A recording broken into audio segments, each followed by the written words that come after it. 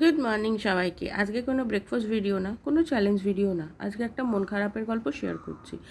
আসলে কালকে রাত্রে বাধ্য হয়ে আমি গিয়ে আমার বড় চুলটা কেটে ছোট করে দিয়েছি। হ্যাঁ, সবাই বলবে এটা জানানোর মতো কি না, জানানোর মতো কিছুই নাই, তাও আমি জাস্ট শেয়ার করছি।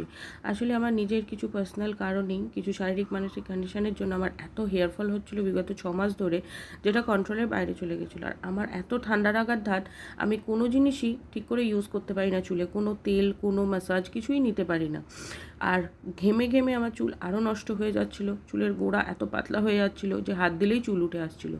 যেটা কন্ট্রোল করার জন্য আমি ভাবলাম যে যদি ছোট করে নিই তাহলে হয়তো চুল শুকাতে পারবো, ভালো করে চুলের যত্ন নিতে পারবো। চুল কেটে দেওয়ার জন্য বাড়ির লোক, বন্ধুবান্ধব সবারই কাছেই খুব বকা খেয়েছি। একটা সময় না খুব কষ্ট হচ্ছিলো যে এতদিন ধরে চুল বাড়িয়েছিলাম শখ করে, সেটা আজকে নিমিষের মধ্যে কেটে ছোট করে দিচ্ছে। খুব সত্যিই খুব কষ্ট হচ্ছিলো, কিন্তু আমার কোনো হাতে উপায় নেই, সেই জন্য আমি এটা করতে বাধ্য হলাম। যখন ও কেটে দিচ্ছিল, যে কাটছিল সে নিজেও খুবভাবে কষ্ট পাচ্ছিল। সে নিজেই আমাকে বললো যে এতটা চুল কাটার দরকার নেই ম্যাডাম।